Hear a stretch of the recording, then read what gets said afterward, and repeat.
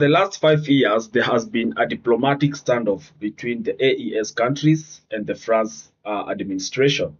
And this is simply because for a very long time, the AES nations, which is Burkina Faso, Mali, and Niger, felt like France has been taking advantage of them. And it was time now that they had to face the reality, and decided to take matters on their own hands. And it was not easy because all these three countries decided to get into, power through a coup d'etat. And it's for that reason they felt that having got into power through a coup d'etat, they had now a common interest. And it's for that reason they decided to form the AES alliance.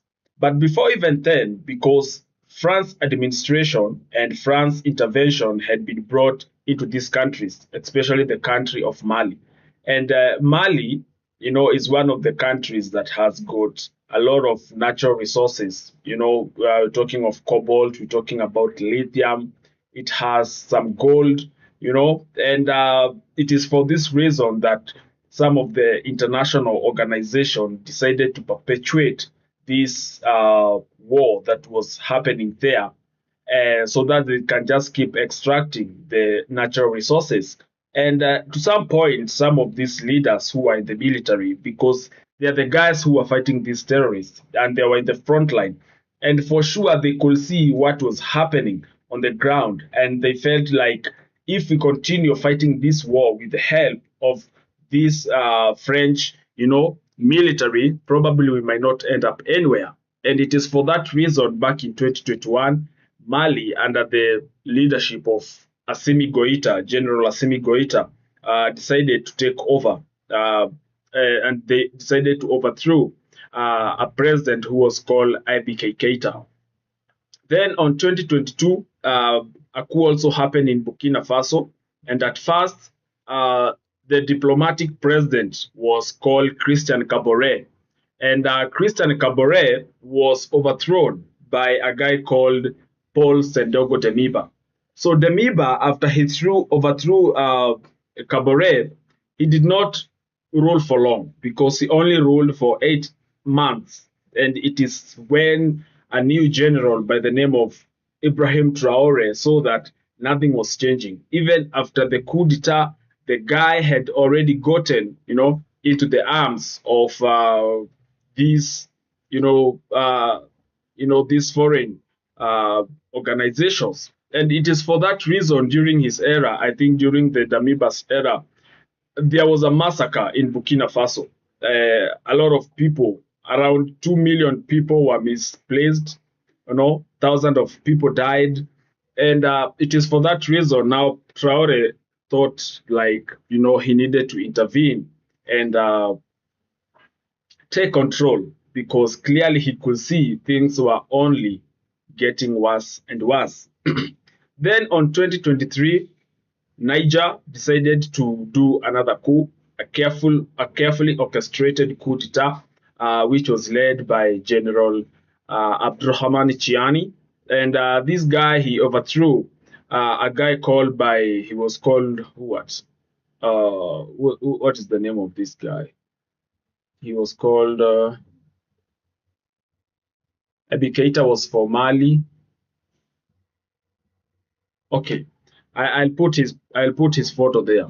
I have forgotten this. You can just check. This guy takes long to respond.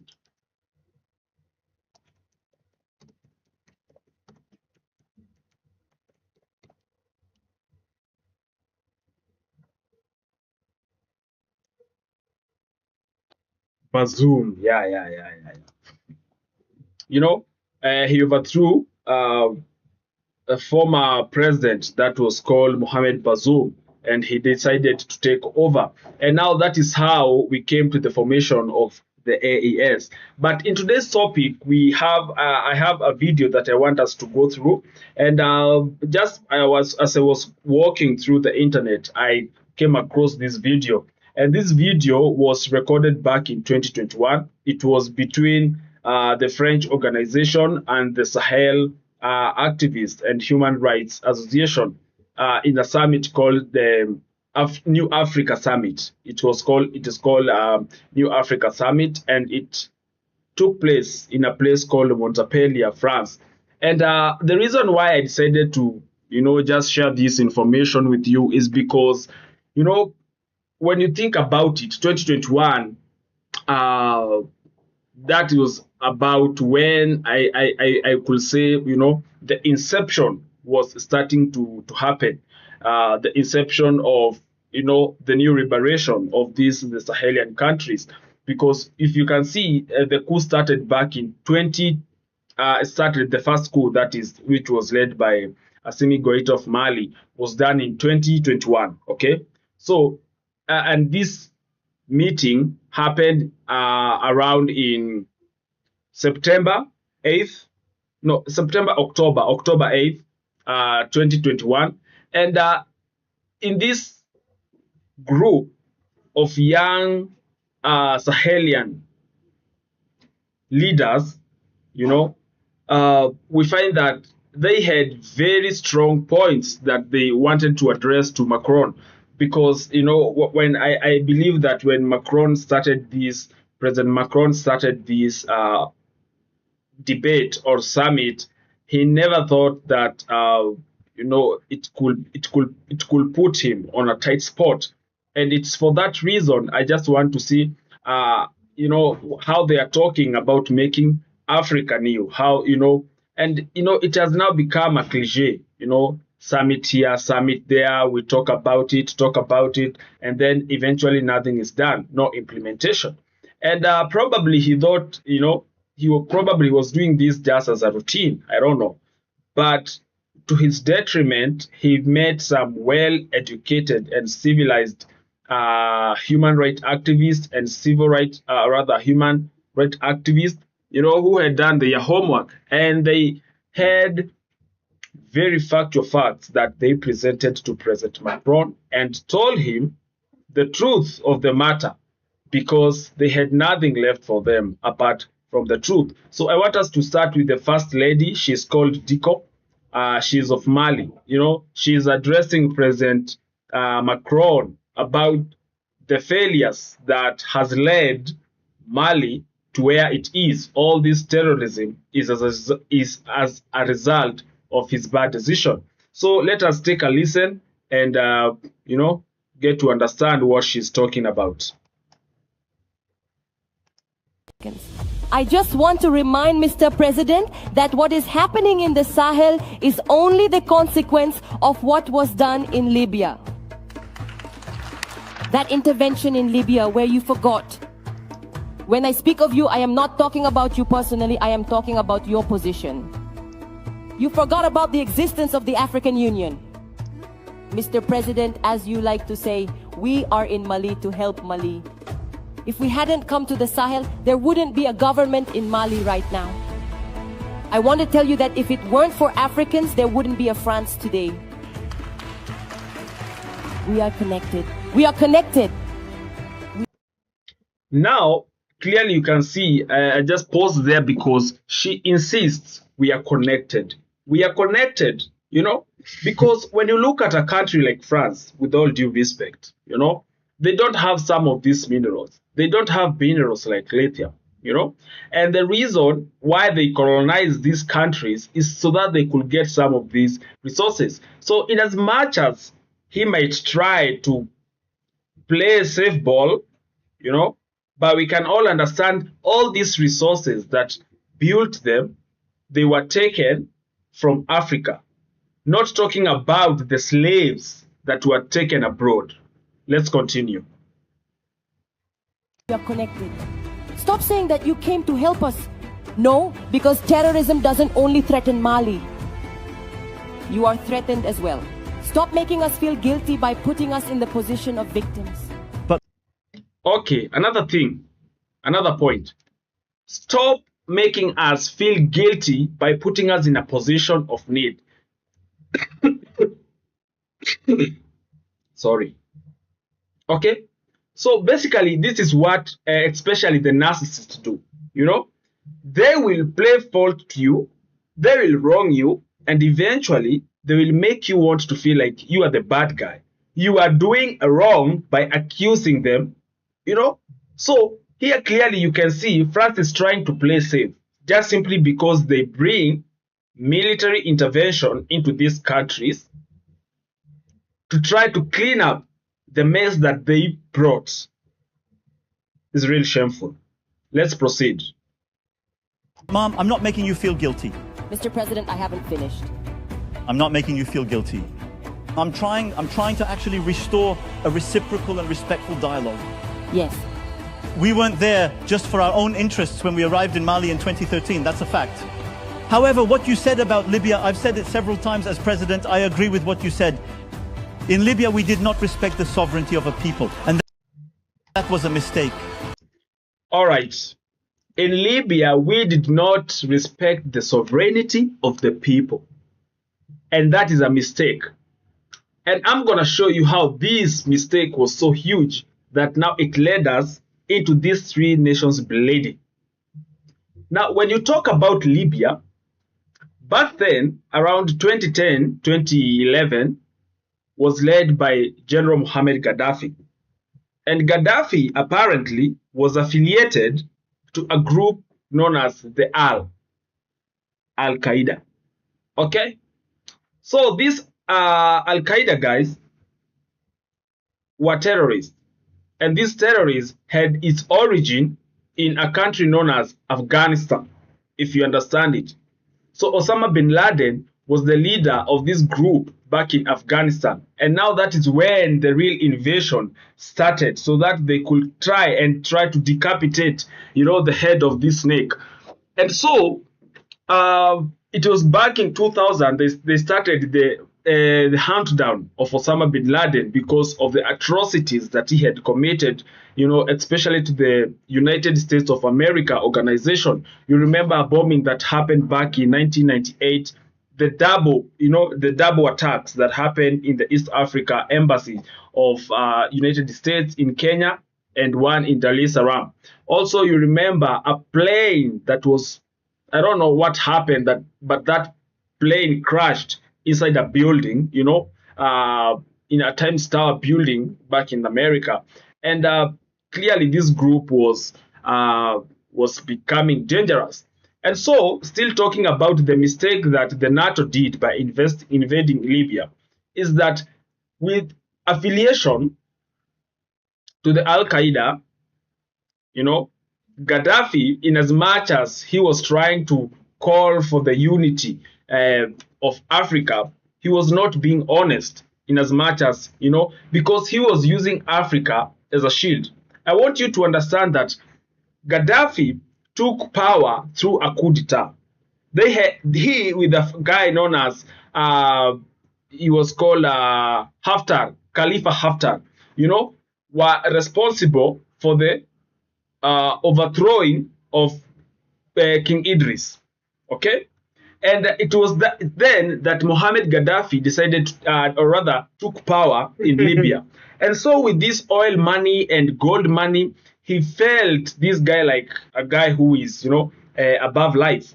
And for that reason, power got into his head. And he thought of, first, he wanted to unite the Arabs, to make Arabs as a one nation, because he had a lot of disdain for the Western people. And so he thought him being, an Arab, he being an Arab, he will make an Arabic state, and then he will be the leader of this Arabic state. But other nations, other Arab nations were, they did not buy to this idea, and it is for that reason he decided to come back to Africa. So now that he could unite Africa, now that his mission failed, with uniting the Arabs, and it is for that reason, the Arabs failed. Now he decided to come back to Africa so that he could unite Africa. But you can see his clear intention is not because he had the idea originally in his mind. It was just, trying to get even with these guys. And he decided, now that is 2010, he decided to recruit militia groups. These groups he believed will become an army, one of the largest army in Africa. And he thought maybe just by having his own soldiers, he will start the movement, because he had this idea of, uniting Africa, making Africa a one nation state, having a single currency. And the guy, because he was rich, he was willing, more than willing, to donate tons of gold so that this idea could happen. But you see, the problem with Africa, like always, is in as much as you try to advocate for unity, sometimes I just find it can be hard, because I just don't understand why. Now, the world has around 190 something countries.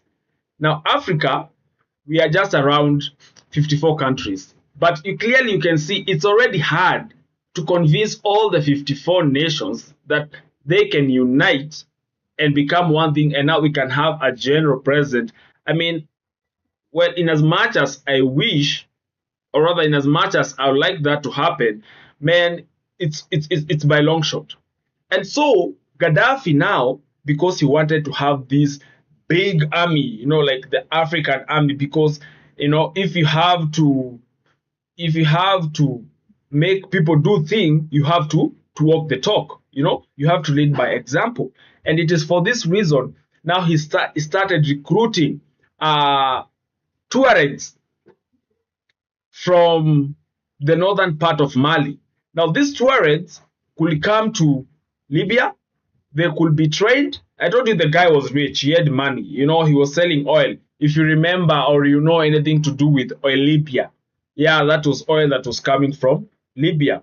And so he will train them, he will pay them, he will put them well, and so forth and so forth. And it was until now, 2011, 2012, when Gaddafi got an invitation in the United Nations. For the first time, Gaddafi was given a platform to address the world through the United Nations platform. But to your surprise, Gaddafi, because before then, what had happened is now Gaddafi was becoming on the spotlight, as an international organization that is funding some of these terrorists, or rather some of these militia groups. And so he was put on the radar. And sanctions were given to him, and a lot of things were done to his country. And he decided, during the Bush administration, he agreed that, all right, I will expose those who are supporting these militias. I will call out, and I will also fight terrorism. He was clear to that. And it is for that reason now they did what? They decided to give him an opportunity to address the United Nations. But you're surprised, this guy, what he said in the United Nations platform. First, he called the United Nations Secretary, the United Nations of Security, terrorists. He called them, he associated them to do with something with terror. He also went ahead and said that the West Africa, or the United Nations, or whoever it was, had to pay Africa $7.8 trillion for colonizing us. You understand what I'm saying? $7.8 trillion. And he said, if you don't do it, then Africans have the right to come and take their money. So now this to him was the beginning of the end. And now the NATO had no any other choice, but to invade. And so they invaded Libya, war after war. And clearly you know how they invade. Now, before they invade your country, first, they demonize you. They print you. They make you look bad. Then the second thing is that now in the case of Libya, because they couldn't have just invaded Libya just like that. In fact, I mean, I'm not saying Gaddafi was clean, because even if I was his lawyer, man, I would have a hard time, because for multiple times he was seen interacting with some of, countries that had some of these things, people like, from Pakistan, countries affiliated to some of these militia gangs. And it was for that reason, I just think it was his pride. Okay. And so for them to be taken out, they had to use a guy who they could know. A guy who know that, or rather they could use a guy who knew that he knew Gaddafi so well. And there was no one who was better to fit that position by Khalifa Haftar. Now, by this time, Khalifa Haftar was imprisoned in Chad. Okay, and now he had to be released, and he was to be supported so that he could make, and rather he could create a formidable army that will help in the takedown of Muhammad Gaddafi. And that is how Muhammad Gaddafi got down. I know the story is getting long, but I just want you to see how this now affects Mali. Because after the demise of Muhammad Gaddafi, you remember some of these northern part of Mali Tuareg guys who he had recruited to be his soldiers. Now their leader is no more, and their leader being no more, so there's no government, and now they had to pack their belongings and go back. But now you wonder, where are they going back to? Where are they going back to? Here in Libya, they were being paid. They were, on the payrolls. I mean, everything was good. And it is for that result, now they decided, now because they were, they were military. They were, on the military level in Libya. So clearly they knew where some of these ammunitions were, some of these guns, hand grenades, all of these armories and arsenal, you will say. They knew where they were. So they took some of these weapons, sold some, they sold some to the Chadians. Some of the Tuareg now dropped, with some of these weapons to Mali. And now, this is now how the war started. Because now these guys were idle, they had no job.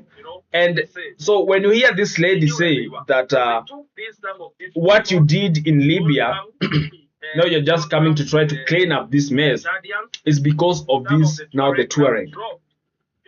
So Tuaregs come back in Mali, and now they take part of cities like Timbuktu, Gao, Kidal, and so forth. And now these start to create tension because again the government was weak. The government was weak because there was famine. The government was being coerced by external forces, so they could not make decisions per se by their own. And it was now then. I want to show you this map. We just close this one. I want to show you. Let me show you this map. Now this map is the Malian map. Okay, so this is Mali. Libya is supposed to be somewhere. I don't know why I never showed Libya. Libya is supposed to be here on top. Now let's see if you can see this. Okay, let's see if you can see the African map. So if you see this African map, clearly you can see where Libya is. Okay, I mean Libya is a bit far, okay, because you have to cross. You have to cross where? You have to cross Algeria so that you can get Libya. But the reason why Gaddafi decided to choose people from Mali is because when you look at Mali, it's a very vast land, and that is pathway is mostly affected by the Sahara Desert, you know. So, I mean, Algeria is a bit developed when you look at it, you know. And this guy, he just took advantage of them. He could pay them and he could recruit them.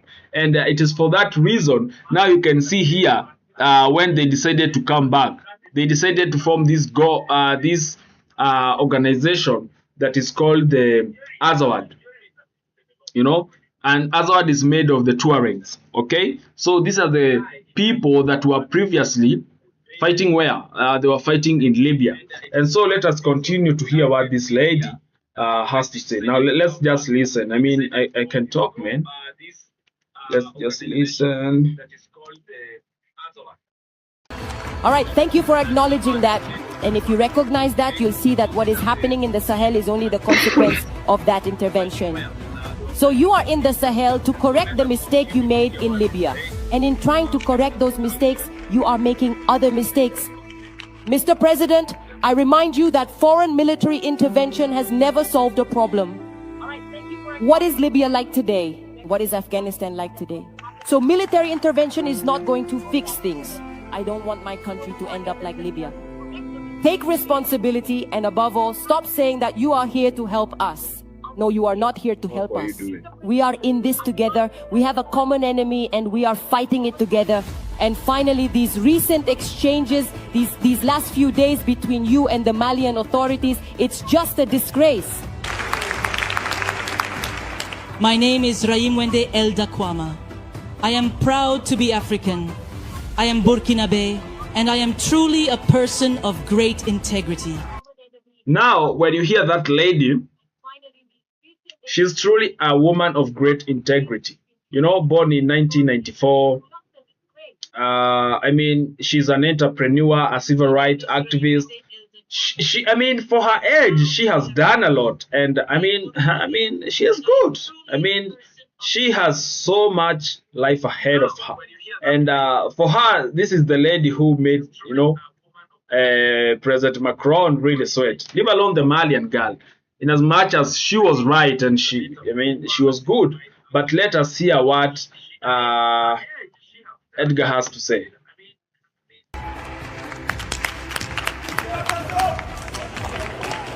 Thank you. So, there is absolutely no need for me to specify that all of my remarks today will be guided by truth, by sincerity, and by complete frankness. Without any filter, Mr. President. My point will revolve around all these perceptions. And if we are to talk about perceptions and these false concepts that are incompatible with the reality of our people, we must especially address the outdated, unsuitable, and demeaning vocabulary that still appears in your speeches and in those of your institutions when you speak to Africa or when you raise funds to help Africa. Among these expressions, there is one that always catches my attention and in the end bothers me. Development aid. Mr. President, aid, as long as it does not help, as long as it does not lead to freeing oneself from aid, as Thomas Sankara said, must be done away with. Now, I mean, this lady could never be far from, you know, truth. I mean, she's talking really pure truth. These are some of the things that has made Africa in a perpetual constant,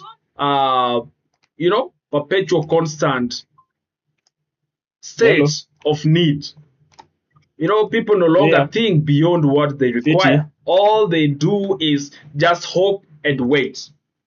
And it bothers me a lot because in as much as in Africa we try to blame these people, I mean, we also have a role to play. Really, we have a role to play. Because, you see, when a person keeps helping you over and over and over again, what it does to you, it makes you less creative, you know? So you become like, like just a reflex reaction, you know, when you associate the bell with lunch. bell, lunch, bell, lunch. So it is like every time you hear the bell, it's lunchtime. Every time you hear the bell, it's lunchtime. So when the bell will be rung at 11 a.m., chances are that you think it's lunchtime. My point is, these aids are the same reasons that Africa is still this poverty, because people can no longer think beyond, and they know. So they want us to, they will keep you there, you know, they will keep you there hooked so that you can keep, you know, expecting. So you start kind of neglecting some of the important things, some, you know, farming. And again, what they do is they deprive you resources to produce. You get what I'm saying? So they become poor infrastructure. You don't have access to agricultural requirements of materials. You know, even production itself become difficult. So now anything you are given for free is a relief. They don't create you hospitals so that, you know, we can have some of these international organization, you know, taking the day, because after all, I just feel like it's always PR, really. It was always PR. And they perpetuate this so that they can get what they are getting in terms of mineral and resources, because without peace, still, no development can happen, you know. And no, they already have this, they already have influence with the government. So for them, they are protected. So let's continue and understand what this lady had to tell President Macron.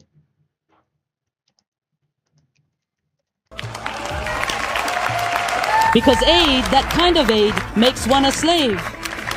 This kind of aid prevents people, populations from making it on their own, through their own abilities, because they are capable of it, Mr. President, and you should know that. The best is within each of us, no matter our origin. So I will continue by quoting here the late Joseph Kizervo, an African intellectual. Surely you know him, you read a lot. Isn't that right, Mr. President? He said, and I quote, "You don't develop people, people develop themselves." End of quote. End of quote. You don't develop people, people develop themselves. You know, I mean, this is why I had to give credit for this lady, because when you say you don't develop people, people develop themselves, brother, it doesn't matter how much people will help you, okay? In as much as you yourself, you cannot get yourself out of that hole. I call it talks. Man, you need to figure out a reason. Now, there's this analogy between the analogy of, you know, an eagle school, where an eagle has a school. It trains, you know, eagles how to catch and hunt and do all this kind of stuff that eagles does. And now you take your duck or duckling into the eagle school, hoping it will appear to a duck. And so in the process, it performs all these things. And guess what? The real day for test comes when you send your duck for the first hunt. And instead of catching the rabbit, what does it do? It makes the rabbit a friend. And you say, no. That's not what should happen. But exactly, this is what is happening. If people can't help, I mean, you can't change people, but people can change themselves. So this I mean, why does it have to become aid after aid after aid after aid? I just think that you only need to help someone to a certain point so that they can also help themselves to grow. They always say, you can't give the guy a fish. You have to teach them how to fish. But now, since they want you to be dependent, they won't teach you how to fish. They'll just be providing you fish, so that the day they don't provide you fish, you will panic. And that way, now they got you by the neck. So if you can't develop people, you also can't help them develop. Development aid has been circulating in Africa for nearly a century. It doesn't work. It doesn't work, Mr. President. It doesn't work.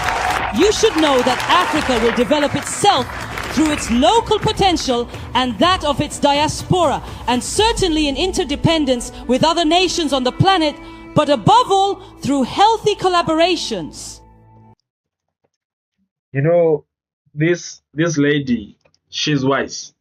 She the wise. I bet she the wise.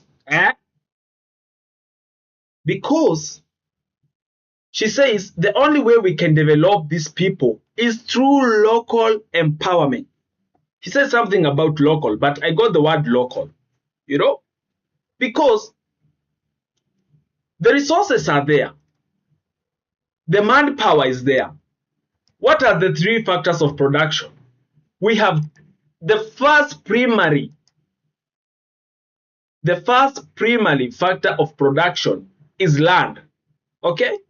All you need is a land. Then the second one, capital or labor. Let's say labor. Okay? And the third one is capital. Okay? So if you have land and you have labor, now what you're looking for is capital. Now anybody can offer you capital. I mean, not anybody can offer you land. Not anybody can offer you, not anybody can offer you, not everybody can offer you, manpower. And so the lady goes ahead and says that potential is within us. And she also talked about something to do with mutual interdependency. Now, interdependency was different and mutual collaboration. Now, let me tell you the meaning of interdependency. There's a difference between being independent, being dependent, and being interdependent. Now, being dependent, we all know what it means to be dependent. You depend on something, you depend for that guy to pay your rent. You depend for, to do this for you. Now, when you talk about independent is that you can be on your own. You can make independent decisions. You can be, like you are the master of your own self. But on the dependent side, you always have to consult. You are never sure about your answer, But when you are independent, you can do it without others. You already have a plan of this thing, even without any other guy. So if any other person comes along the way, that's just a bonus. But the real thing, you have a plan all by yourself. You have already arranged, how you're going to do this. And where interdependency interdependency can only come if you are independent. Okay? You can't have an interdependent relationship if you are not independent. Because if you are independent, you can harbor people. Clearly, you can see if a guy is making sense or not, and you can control your anger. So interdependent is a bigger picture. It's beyond being dependent. It's beyond being independent, because independent is about you yourself. But interdependent, now it's about you and your partner. You can, listen to your partner's idea. You can collaborate. You can exchange ideas. That is what we call interdependence. And so this is what we are calling for. We are not calling for dependence. We are not calling for independence, because again, we can't by ourselves, in as much as Africa has mineral resources. But okay, we are not that good in technology. So still we're going to need some people to come and do what? Do the extraction. But again, we are saying you don't have to take the raw minerals by yourself, take it to your country. We can create these plants, that process these minerals here in our country locally. And, we can make a good deal out of it. So she's talking about interdependent. She acknowledges that France, in as much as is saying it's trying to help Africa, but they have their main source of power is from nuclear energy, okay? And nuclear energy comes from uranium. Now they don't have uranium. They used to get their uranium. They used to get their uranium in where? In Niger. And so either way, we need each other. It's not like an island, no man can stay alone. I repeat, healthy, transparent, constructive. There are bright minds and there are also investors in Africa. We are already innovating in Africa. And if this relationship we envision is not co-constructive, we don't want it. Yeah, we don't want it. It's not like we are not investing or inventing in Africa. I mean, we have the richest black man, Aliko Dangote.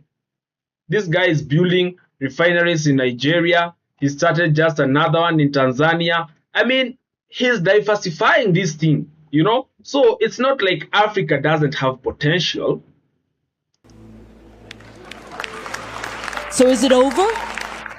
So it's over with expressions like Save Africa. Let's help develop Africa. There are so many miserable people over there. It's over, Mr. President.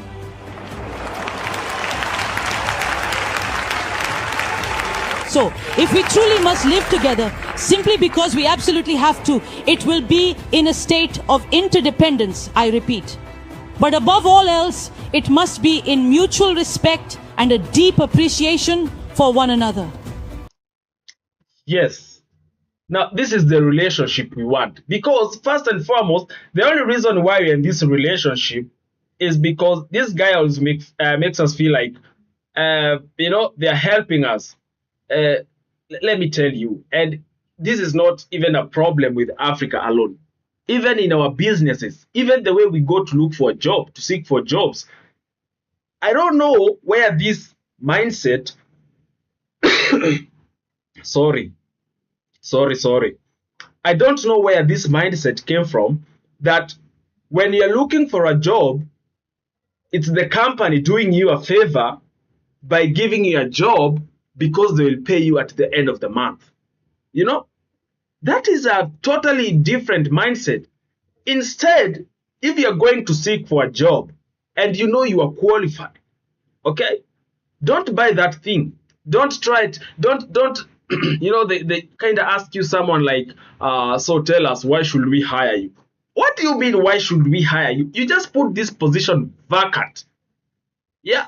So you mean it's going to stay like that? It can't stay like that. But don't worry about competition. I'm saying this because I know your worth. You know your value. So you can let them treat you like you're doing them a favor, and the only reason you will feel like they're doing you a favor is because you are desperate. Like you need the job. And so you're just reducing the chances of what? Of probably not getting this job. But again, this is the same mentality, the same mindset these people are coming us with. Simply now because we are giving you money. Look, I'm not saying in bad faith. It is good to have jobs, and we appreciate, because we are talking about mutual respect. That is my point. If I come to this company, I'm coming because of merit. Don't tell me like, we had other people, we could have chosen other people. Don't tell me that you will have done that way before, okay? But you have to stick your ground, because how you get into this relationship, it is how it's gonna stay. And let me tell you, in a relationship, there's always someone higher. Yep. So I want you to take care of how you get into a relationship. You must know where you are in that relationship. So we have to keep it 50-50. Okay? Especially if it's business or if it's about employment. You're not doing me a favor. We are here because we want company X to grow. Okay? And I gave you my credentials. In fact, you should be concerned about the company too. Kind of figure out about it. But I'm not saying you get rude. But what I'm saying is that they have to be mutual respect, mutual understanding. If something is wrong, please tell me politely. You don't have to shout. You can talk simply and still make your point. This is the only way forward. Mr. President, you wanted this summit to be different. You called on us, civil society, fully aware that all we can do is say what we think. You are a president. You can make decisions. So let everyone take responsibility at this summit. Mr. President, I'm going to propose some concrete actions to you. Do you know? I think you do. The AFD, the French Development Agency, will soon turn 80 years old. This is an opportunity to do things differently. Start by changing the name and change the substance as well. As has been said so well, we want partnerships that are clear, that are transparent, where we too can speak, where we have a say, where we can also take action and bring both intellect and financial resources to the discussion table. Now, before she wraps it up, you know, she says she wants fairness. She wants fairness. And this is where fairness comes in. Because when you look at a country like Congo, those miners mine gold, and then when it goes to the outside market, it is sold 40 times. 40 times its worth. Uranium in Niger was being sold 200 times of what they used to buy it locally. You know, I mean, even the drug traffickers never used to make money in such a way. I mean, 200% profit. So you can see this is pure exploitation. There is no regard for human life. There is no respect. And the reason is they want to keep you in a constant state of need. Okay? So that always, every little thing you get, you'll always appreciate. You'll always appreciate. Thank God, you know, it's bad. I will finish. I will finish because I really enjoy exchanging with Mr. President. But I will finish. And I invite you to visualize this with me. If the relationship between African countries and France were a cooking pot, know that this pot is very dirty. It is stained by only a superficial acknowledgement of the abuses committed. It is stained by corruption. It is stained by a lack of transparency. It is stained by demeaning language. It is dirty, Mr. President. I invite you to scrub it clean. Through concrete actions. I have already proposed actions, now you begin. My friends will do it too.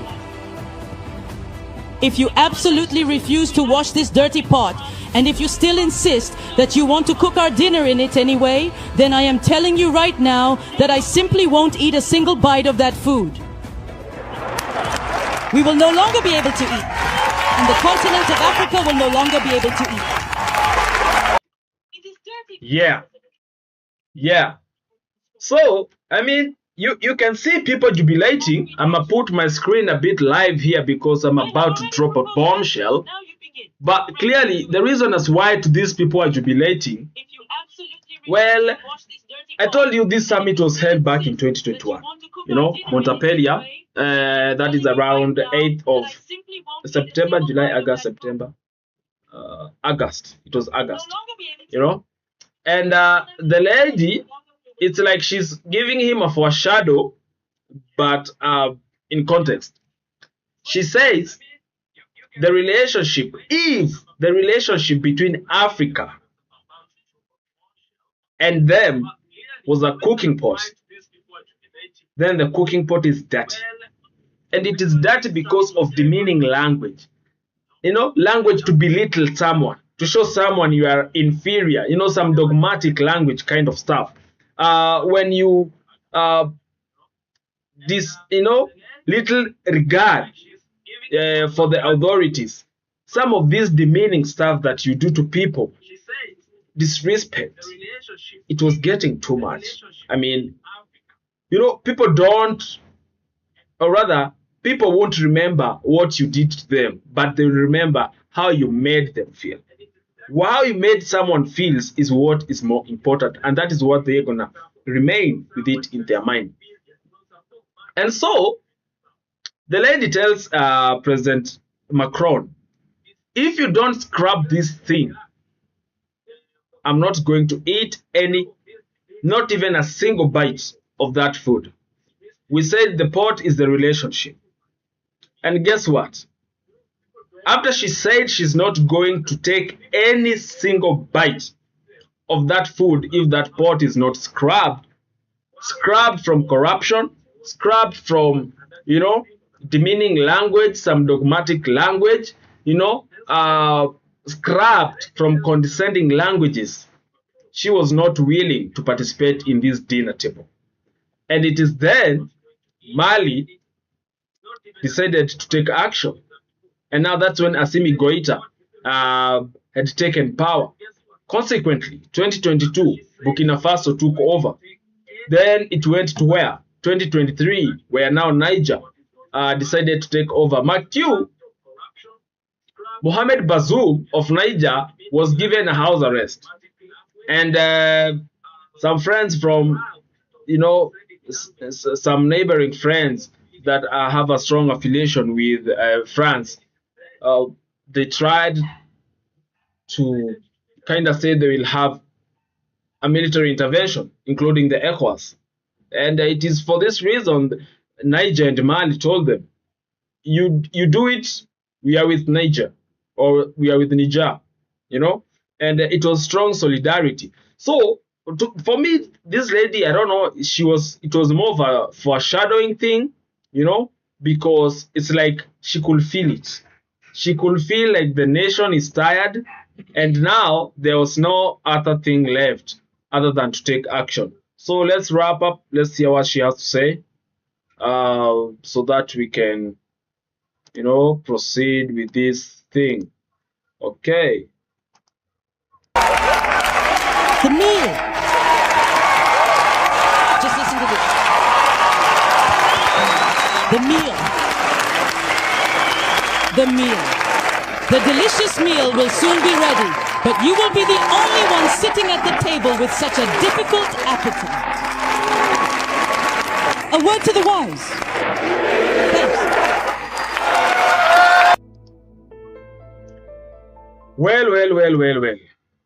That is the lady of the moment. Like you say, is the lady of the moment.